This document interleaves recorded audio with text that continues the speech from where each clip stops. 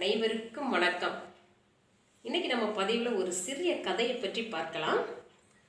ஒரு அடர்ந்த காடு, அதில் ஒரு அழகான ஒரு பறவை ஒன்று அங்கே சிதறி கிடந்த தானியங்களை தின்று கொண்டிருக்கிறது. அந்த வழியாக சிங்கம் செல்கிறது, புலி செல்கிறது, சிறுத்தை செல்கிறது. இவற்றையெல்லாம் பார்த்து கொண்டே கொத்தி கொத்தி தின்று கொண்டிருக்கிறது. அடுத்ததாக ஆடு மாடு செல்கின்றன. அடுத்து நரி செல்கிறது, நாய் செல்கிறது. இவற்றையெல்லாம் கவனித்து கொண்டே அந்த பறவை தானியங்களை கொத்தி தின்பதை நிறுத்தவே இல்லை. அந்த வழியாக ஒரு மனிதன் வருகிறான். உடனே பறவை பறந்து சென்று விடுகிறது. இதை பார்க்கிறான் மனிதன். இது தினந்தோறும் நடக்கக்கூடிய ஒரு அன்றாட நிகழ்வாக இருக்கிறது.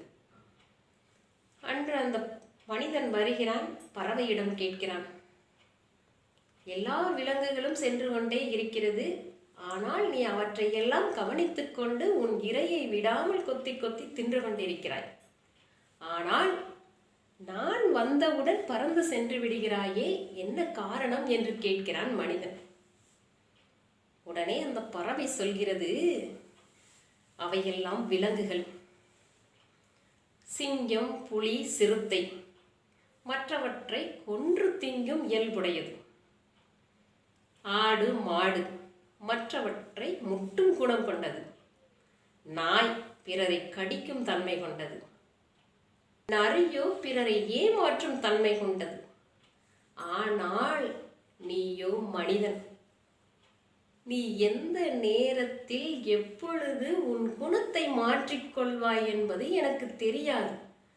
ஆகவேதான் நான் உன்னை கண்டவுடன் பயந்து பறந்து செல்கிறேன் என்று சொல்கிறது.